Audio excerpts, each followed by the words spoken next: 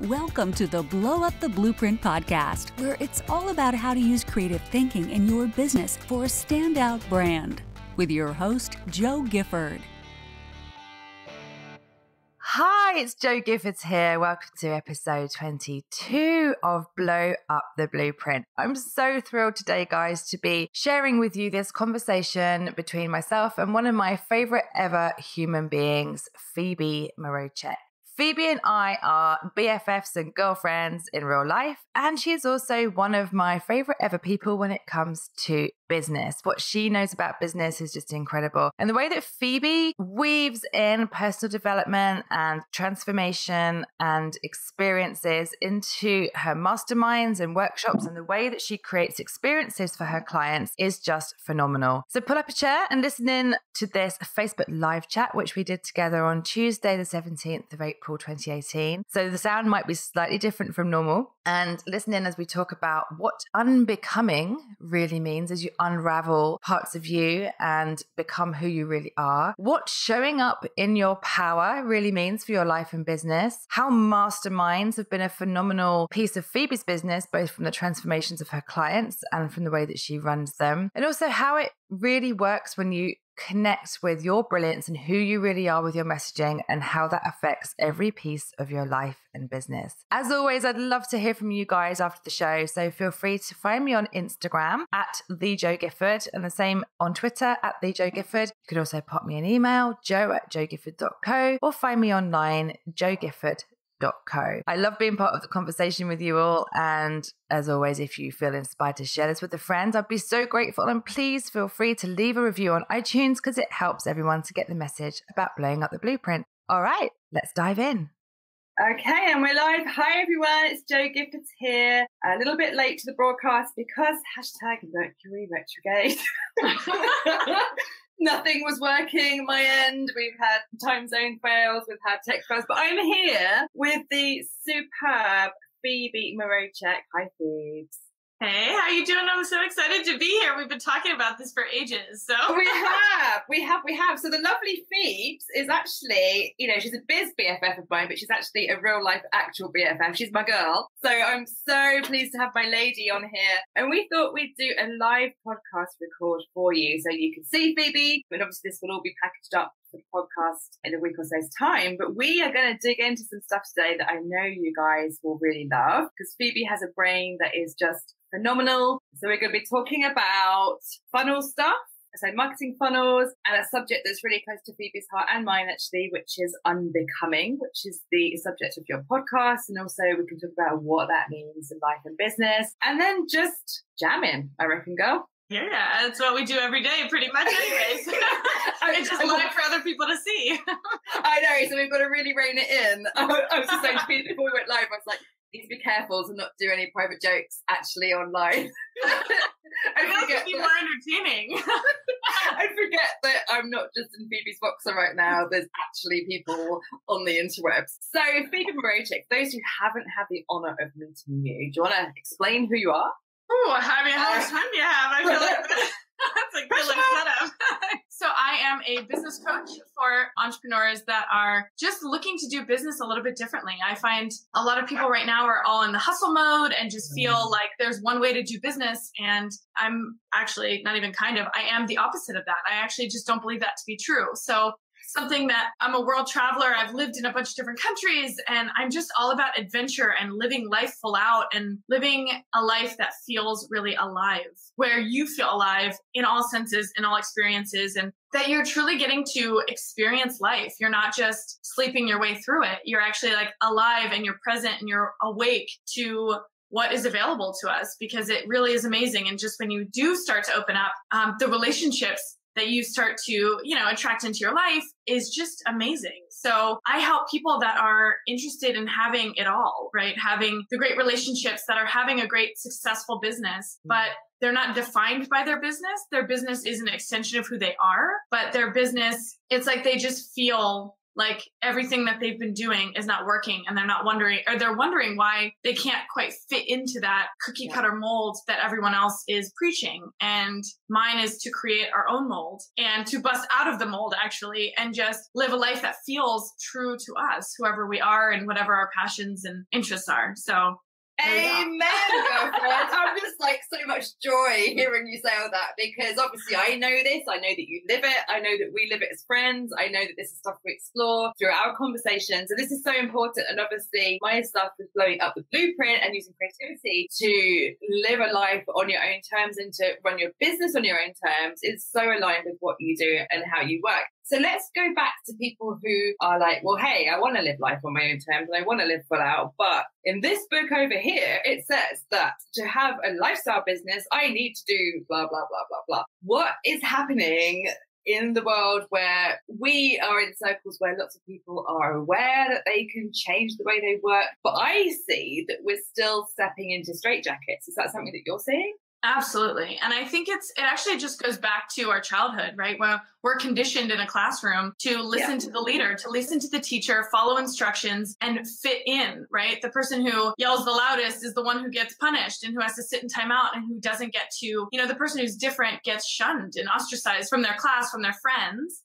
And so from that, it's like we're all taught that like march in a straight line. And I did that for a really long time. And then it's just really unfortunate that normally it's some sort of catastrophe really wakes you up to like, what are we doing? And for me, the word purpose is interesting because people I certainly find it very constricting, right? Very limiting. I'm like, oh my gosh, what is my purpose? It's the one thing and it's so finite. And if I don't get the right thing, then, and then I just spend my whole life searching for that one thing. And it's like soulmates and all that, like, it just feels very final, right? And so, there's one passion, one purpose, one soulmate, one thing. And you're like, what if it's all the things and I'm moving through them and I'm adventuring? Right. And it's like, I would get really frustrated with myself because I felt very contradictory. I was like, well, I want to travel the world, but I also really want to feel grounded in a home. And so I was just always straddling the fence on everything but you're told to choose one thing. And so that one thing for me has been really limiting in my life. And then, I had some kind of catastrophe happened where I just had to like wake myself, or I was woken up to life and to what am I actually doing? And do I want to be doing this? No. But what I want to do is I want to intercept them before they hit catastrophe, right? Before they hit something, the catastrophe of an illness or somebody dies or something serious happens in your life, you lose your job, whatever it is, it's very relative to who you are and how you've experienced life. But I feel that if we can intercept people in that way before any of that happens, then we can actually begin to create proactively rather than reactively and create a business that feels truly aligned to who you are and your personality. And we're all so different. And so from the conditioning when we're little to be like, you need to march in a straight line to here's the blueprint to how to, which is very timely and relevant to your audience for sure, which is like, you have, the one blueprint that you need to follow exact rules. But there's no room for movement and for fluidity and for clarity and for finding whatever the purpose of the season is. Oh, gosh. That is truly my belief that it's not a one singular purpose in life. We can have this umbrella term in terms of a purpose, but that purpose can slot into different seasons. And how do we show up in seasons to fulfill this? Maybe whatever time that looks like, whatever the results are that influence that. Purpose for a season. That's so nice. I really got me all like, because it is, our purposes change as we grow and evolve as humans, as we grow and evolve in our relationships and our work. And I know certainly my wake up call, one of them, as you know, was my breakdown like 12 years ago now, almost 13 years ago.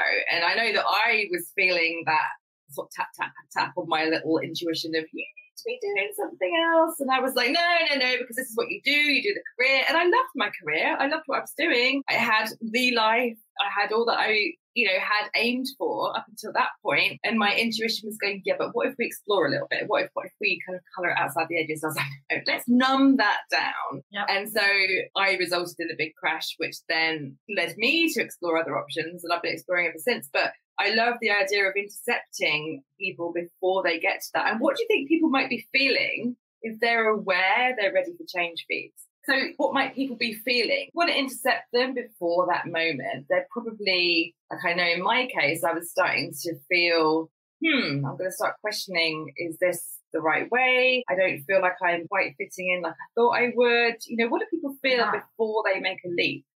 Yeah, so they're just feeling, I think, a little uneasy, right? It's you keep trying these things and it doesn't quite feel right. You've bought a course in our case with online entrepreneurs. It's like you try a course and you're like, it doesn't really feel like me, but I'm going to go with it because that's what I'm told to do. I'm going to follow instructions. And so I'm going to get on the course and I'm probably going to model myself after whoever is teaching the course. And so you become this like chameleon, right? I used to pride myself on being a chameleon because I felt like I could fit into all these different circles. But what I really realized, and chameleons can be great if you are staying true to who you are, but it's also when you start to lose that and you start to dilute your personality and your quirks, which is what actually draws people to you. You start to dilute that because you don't feel like it's important, or you feel like, oh, all right, I'll save those for my friends, my going out friends or my workout friends or whatever. Like you just have pockets of people and you feel like you're not staying true to each group of people. And so you're kind of constantly feeling like,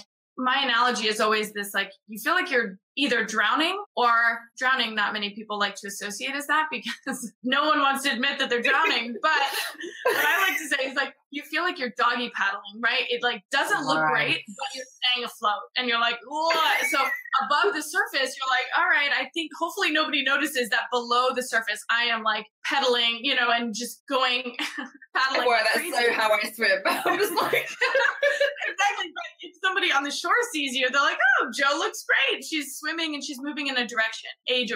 But what we really want to get to is, first, it's like that gradual change, right? It's from doggy paddling to like breaststroke. And I am not a swimmer. So this is a funny analogy because I'm like, crap, what comes next?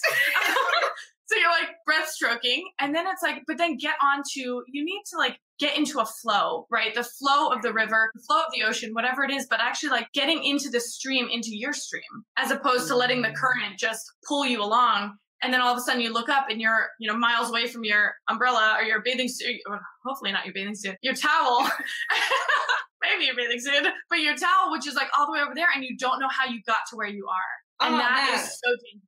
And in terms of life and business, like if I apply what you just said to business, I know there's been so many times. So I've been self-employed now for 13 years. And there's been so many times where I've been like, right, I'm going in that way because that seems to be what everyone's doing. And I'm going to sort of package myself up in this position. I'm going to try and fit in over here and then I'm going to project myself.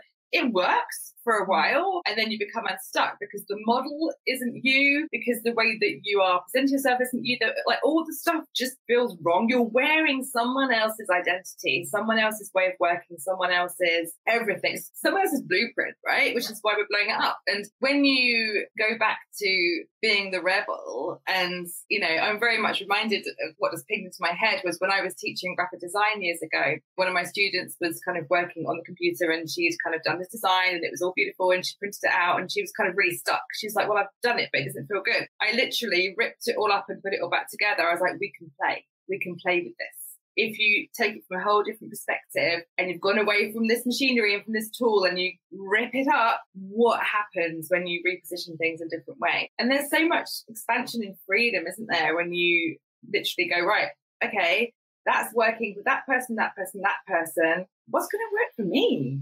And I think that's scary, right? Because really scary. It's the thing that freedom draws us to entrepreneurship. The promise of freedom is like, okay, well, now we're working for ourselves. We have all this freedom, all this time, but then ultimately it's that drives us away from entrepreneurship, and that that makes us feel stuck is that freedom. Like over here, it's like, I can do anything I want. And then over here, it's like, oh my God, I can do anything I want.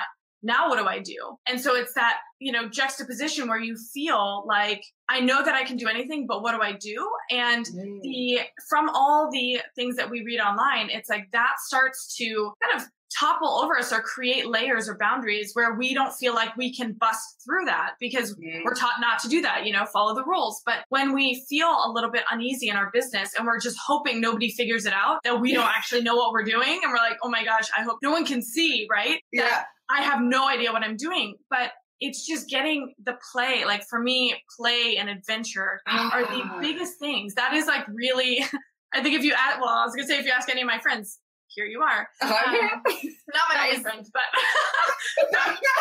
one of my really good friends, right? Yeah. Oh my God, some of the things that come out of my mouth are just eye-rollable. But if you ask my friends, like, what am I really about? It is that like fun and play and adventure. Yeah. And how do we bring that into our business? Because when did business become not fun anymore? Like, that is so frustrating to me when I'm like, what's exciting? Like, one of the questions that I ask in my intake survey for my mastermind is like, is business exciting for you right now? If yes, why? If no, why? And it is so interesting to see the responses that come through. And so many people are like, yeah, it's so exciting. And I'm like, all right, let's get under that. Because what's actually happening is that they don't want to admit that they're not having fun, but they just need help. How to bring fun? Who's going to say, well, actually, it looks like everyone else is having a really good time. I'm really struggling. So I'm going to go, yeah. I'm really excited about what's coming up. And you're there every morning going, what do I need to do to make this happen? And when you, because I know if we sliced you up, Phoebe, it's like a bright and rocking. I've got a mini joining me. This is this is one of my pieces of fun. That's great to know, Phoebe. If we sliced up you, Phoebe, we'd see fun and adventure right through you like a bright and rock stick. You're like, that's who you are. And I know for me, what I talk to my peeps about as well is play is so important because for many reasons, right? When you connect with play, you allow your brain to think of ideas, you get into flow, you allow your intuition to spark, you connect with who you are. Whereas if you recreate a cubicle in your entrepreneurial life after you've made the leap, you're no different to being trapped in a job that you just left. And actually you're probably worse off because now you're trying to hustle for paycheck. And your boss sucks now because all of a sudden your boss is following you around everywhere telling you how awful you are. That's not fun, right? And actually, one thing that I do want to say about that is I always talk about like getting outside and playing and sitting and grounding and all of that stuff. But it's also something that I just caught myself this weekend. I was going out to play with an expectation of ideas, right? Yeah. And I had to I didn't catch myself until later that afternoon. I was like, oh my gosh, here I am. I've been sitting outside. I mean, beautiful. I live in San Francisco and it's such a beautiful day. And it was like blue skies and green everywhere. And I was like journaling, but I was journaling for a purpose. As opposed to just like letting it go. And that is something that I preach so often is to go out and play and adventure with no expectation of flow. And I'm going to go out and put my feet in the grass and then an idea is going to come up. That's where we get into a total rut. And that's not fair either to you, to your clients, to the people, your audience, whoever's listening to you. So it's really important that you go out with no expectations. It's almost like you can't put flow on a Pomodoro timer. You can't be like, right, for the next 20 minutes, I'm going to be in flow and I'm going to go outside, ground, meditate crystals on time. And then I'm going to come back in and I'm going to schedule the things that I need to do. And I think that for people who are ambitious and productive and all of that stuff, I think that letting go is so counterintuitive, but is actually one of the best things you can do. And research does show, doesn't it, that I think if you get into the flow state, you're actually, I think it's either 500% or 700% more productive. So, there's research that backs that up anyway, that if you allow yourself the flow state, you'll be more productive. And aside from all the other benefits of having fun, laughing, rediscovering who you are, actually allowing life to be fun. And there's definitely that thing of, if you go on Pinterest or you look at anyone who's got like a printable or something out there, it becomes another thing where we're like, actually flow and play is the antithesis of that. It's not another job to do. This should be like the core of your day. This should be stuff that lights you up. Get out there in the mud, go out and kind of hang out with the wildflowers and hug the trees and which is my day on Saturday. Totally. I think, and I completely agree. It's like flow becomes another thing for us to measure up against that we're going to fail constantly. It's like, oh, I didn't reach flow. Let me beat myself up again for another, it's so frustrating. And so I just find I kind of repackaged flow in terms of being fully alive. And for me, that's all senses. I can when I'm actually sitting there, I got into kind of a flow this morning in my workout class, because you literally cannot think of anything else other than what is actually happening. And you so have a hardcore workout class as well, so I don't think you've got flair in that. I know, and my hair's still wet from it, but it's like you can smell, you can taste, you're seeing, you can hear, and you can actually feel things. And that is like just being in that where your mind is only, it can't be anywhere else but present. And that is so important. And that could occur in random times of the day. You've got Amy saying hi to you on the comments feed. That could occur, you know, I find it will sometimes rock up if I tools down and then, you know, perhaps I'm cooking a meal or something for family and I'm in the kitchens with some music on and I'm just kind of allowing that space to think. I might then have an insight for like the next opt-in that I need to do or someone that I should contact or an idea for a workshop, or it might be in a yoga class, it might be out on a walk, it might be in those tiny pockets of time. But we are so uber connected and plugged into every single piece of Wi-Fi and all the apps all the time that we never allow ourselves that space to switch off. And I know that something that I build into my day and my weeks and my life really is to not only be connected when we need to, but to intentionally step away from all the things, from all the tech, from all the stuff, because we never allow that space. You know, we become so used to instantly reacting to a like or a comment or a message or whatever. We don't need to. That stuff can wait. We can go and play, you know?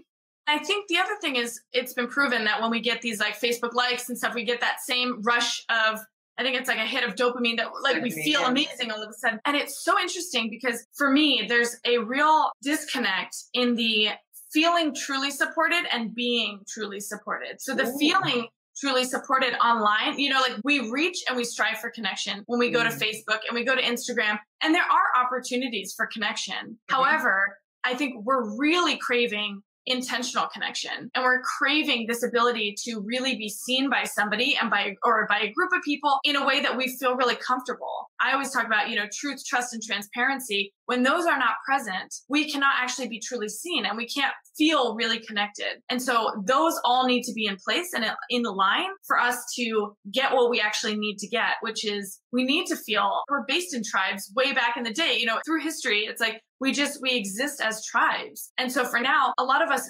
feel like we're in a tribe because we're in a Facebook group or we're part of this group or whatever. But are you actually showing up as that? And I think that there is a huge opportunity that's being missed right now by business owners, especially, to actually be plugged into a group and not need to see, you know, and to really be seen in that group, but not need all the other likes and comments. And that's great. And as you begin to get those more and more, as long as you are being honest with yourself and honest with your audience, you're trusting your own judgment, wisdom, intuition, and then you're being completely transparent about how you're feeling. You know, I'm not saying to get on a Facebook Live and cry your way through it, but it's also like, I mean, hey, amen to you.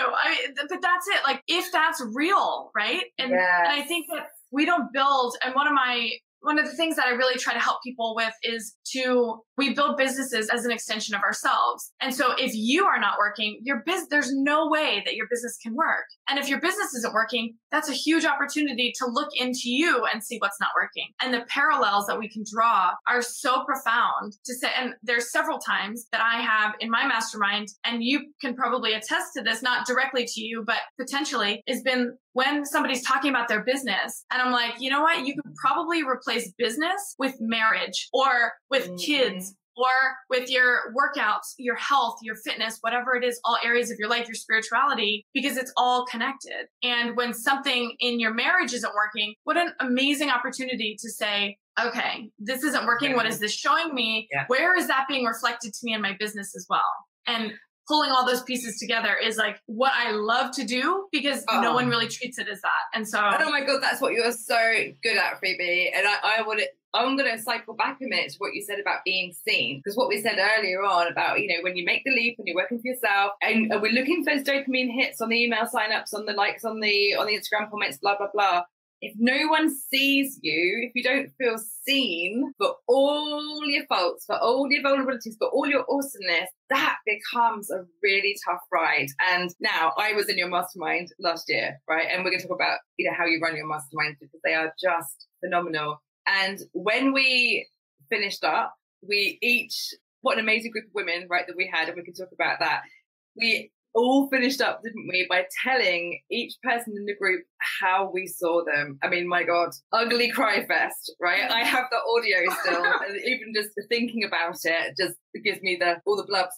And I have never felt more seen in my life and my business than when we have that group of women who know your faults, who know your sticking points, who can call you on it with love, but see your brilliance and your awesome. That is powerful. And when everyone went round and said, Jo, I see you for blah, blah, blah, we were just like, oh my God, on the floor with like all the tissues. But then when you see other people and they see you, we all rise, right? We all rise. So let's delve into that power of being seen and how you create that, Phoebe, in your work. It's phenomenal. Thank you. I have like all the chills.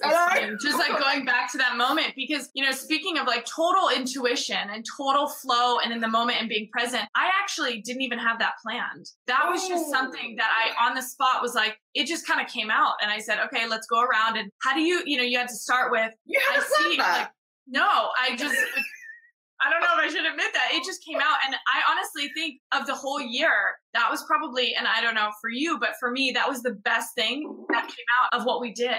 That call for me, I have gone back and I've actually watched it, and it is so emotional, but it's for the first time you really feel like everyone was truly seen, like you said. And I think the other side of that is when we want to be, you know, we desperately want to be seen for who we are, the quirks, the faults, the strengths, all the awesomeness. But at the same time, how often are we actually showing that to people? Yes. And so it's one of those questions where you want to be seen, but are you showing yourself? So it's like this weird, and where do you get lost in the mix? Are you actually showing up as you? Do you really?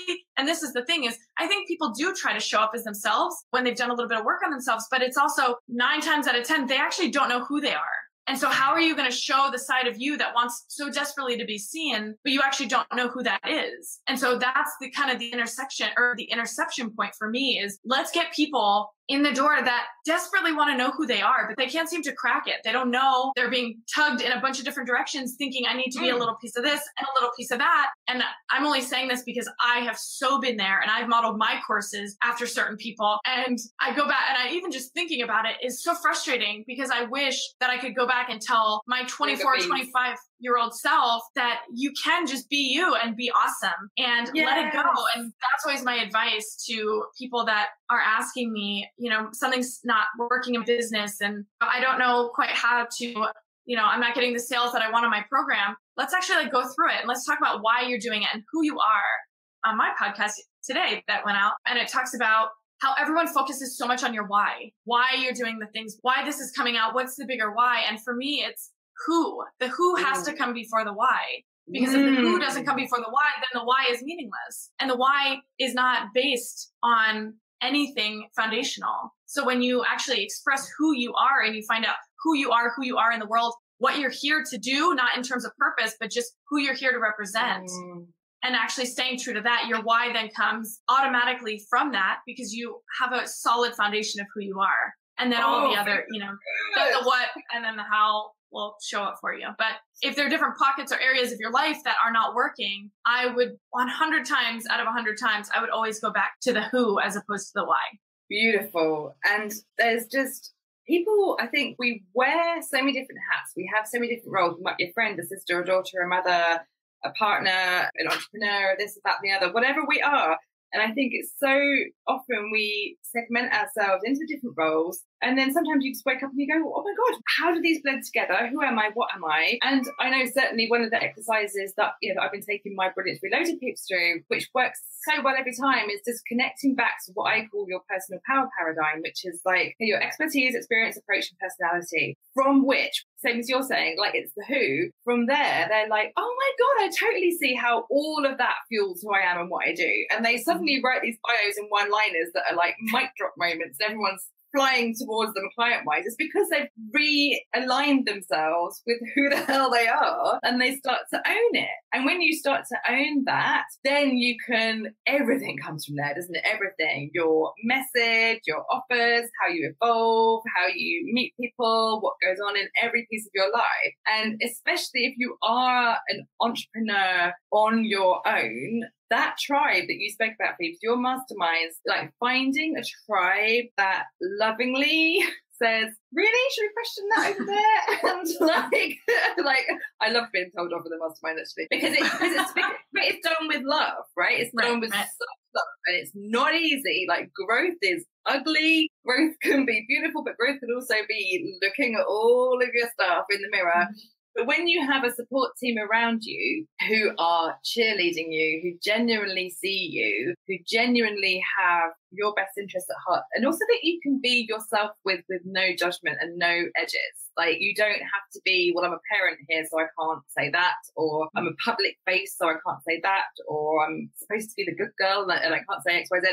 Like, when you take away all those rules and you literally allow yourself to unbecome, segueing into the podcast, then all sorts happens. So tell us what unbecoming means for you and the work that you're bringing onto your podcast feeds. Yeah, so I was really struggling. I was struggling with the name of the podcast because nothing was sticking out to me, and I wanted it to be something that was a really strong word. And so I found this quote by Paulo Coelho, and basically basically, he's the guy who wrote The Alchemist. And basically what he says, I have The Alchemist back here, but he just says, maybe the journey isn't so much about becoming anything. Maybe it's actually about unbecoming everything that isn't really you, so you can become who you were meant to be in the first place. And that, when I read that, I was like, oh, that just like totally stuck with me. And then also it's unbecoming potentially of someone like me to want to talk about some of the things that I want to talk about, unfiltered, unapologetic, and just completely unscripted. And I feel like, I swear on my podcast all the time. And my editor was like, do you want me to bleep that out? I'm like, no, let's just make it explicit. That's who I am. And when I get fired up and passionate about things, I don't care what comes out because I know somebody's meant to hear it. And so for me, the whole unbecoming is just releasing the perfectionism, the expectations, the judgment, so you can step in powerfully into your life, so you can create the ripple effect that you're meant to create. And I just find that even just giving people permission to be themselves is so tricky, because when you start to like really be yourself, things, people, opportunities come up that you're like, ugh, this is interesting. And it's a challenging moment where you're like, the old me really wants to do that because for my ego, it feels really great to be on that podcast or create that program or speak at that event. But then you're like, let me actually get back to who I am and what I say that I'm passionate about, who I say I am, right? Because that's all we are. It's like who you say you are, if you're acting with integrity, is who you are. We should be able to take people at their word. And so for me, unbecoming has been such a process in my own right of unbecoming all of the rules and all of the things that have been placed on me, even from when you're a kid. And then when you get into adulthood, one of my friends said to me, she's like, you're a total jerk to yourself when it comes to rules. This is a couple years ago. And I was like, whoa, I've never thought about it like that. And I remember saying to one of our one of the people in the mastermind, and I was like, stop being a jerk to my friend. And she was like, what are you talking about? I was like, stop being so mean to yourself. Like, look at all the things that we're supposed to be doing. And how on earth are we supposed to be balancing all of that? I really feel like this whole issue of balance is like, I don't know. I'm an all or nothing person. I'm a pendulum swinger. I attract pendulum swingers, the all or nothing kind of people. They're like, I'm going to be over here and I'm going to it's like the yo-yo dieters for sure. I mean, I can 100% resonate with that, but it's the people who want it all, but don't believe that they're really worth it and don't understand why, but they're going to tell everybody that they are worth it. And even when you were saying the compartmentalization of I'm a mom over here, for me, it's like, I'm a soccer player over here. And then I'm a business coach over here. I have my workout friends and all that over here. And it's when it's so compartmentalized that you realize that none of it is bleeding into itself. And that is a really dangerous place to be, because you don't want to walk into a room and have to like automatically adapt, right? You also don't want to be the jerk in the room that like is annoying, but you want to be all the people that I really admire. And I'm sure this is the same for you. And you can tell me if I'm wrong, but the people who I really admire in the world are people who are so confident in themselves. And of course they slip up, right? Of course they're going to have bad days, and they're going to have days where they're wondering, is this, what's the point, or what's going on here? And am I really creating at the best of my ability? But those people are also the ones who are going to step up and show up every day because they know without a shadow of a doubt who they are and what they're here to do in this moment. And they're just here to be present. Like that's the just being here to be present is a gift, and it is your power. And I think that often people think I'm going to step into my power. And I've observed, even of myself, people thinking that stepping into your power is being louder, more shouty, maybe more visible. Maybe I'm going to step into my power and I'll be really controversial. No, stepping into your power for me right now means leaning into being the most optimal version of Joe. And the power in being yourself is scary. It's quite a thing because it brings, I'm in your boxer. It's scary. It brings up a lot of stuff, right? And when you allow yourself your own power and you trust it and you connect with it, that's when you'll find people flocking to you, whether it's clients, whether it's friends, people in your life, whatever it is. It's about leaning into who you need to be, as you said, in this moment in time. And it's not about taking on the power of someone else. It's not about assimilating someone else's methodology or framework or business or lifestyle. It's about what your power is. And that might change every day, every week, every month, every year, every decade, certainly. Like whatever you need to be at that moment is powerful. And when you show up in your power, and that's a phrase that we hear a lot, but if you dissect it, what does showing up mean? It means literally rocking up to wherever you are in life, in your relationship, in those conversations as you, in your power, truly aligned as you. That is phenomenally, intentionally huge, which people understandably are really confused with. And so I love what you created with your Momentum Mastermind, which was a space for that particular journey and momentum to happen in a really safe container. And I think certainly the group transformational process is incredible. Yeah, I have to say the two things that in my business have challenged me the most, but gotten the best results have been my podcast and my mastermind. And I think the reason that I believe that it has been that for that reason is just because for Unbecoming, that was a whole unbecoming process in itself. All the emotions of like, really oh my gosh, like, does anybody care? Is this a good name? I think it's a great name, but and it's just the highs and the lows. And then I'm like, oh my gosh, do I have anything to say? Let me turn on my microphone. Turns out I have a lot to say. And then, oh, that's so exciting. But for me, I was, and this is the thing. All my friends are like, well, of course. I'm like, yeah, but you have that doubt in your head that's like, maybe I'm not as good as I think I am. And all these things come out. And then you're like, oh my God, turns out I'm better than I thought I was. Oh, what? And it's like, oh my gosh, I'm so in my power. And then 2 minutes later, I'm like, oh my God, this is terrible. It's riding the highs and the lows. But for me, the mastermind is like my favorite thing in the whole world that I've ever done in my business. And that says a lot because I feel like I have a very colorful business experience. And one of the things that the people that are attracted to me, I always thought it was because of my business experience. And this is something I was just sharing with you the other day is I asked my mastermind, my current mastermind, I just asked them, what did you need to know about me before you joined? Like, that's just, I wanted to know because I think it's really important that I continue to put that out there, whatever they needed to get into that place.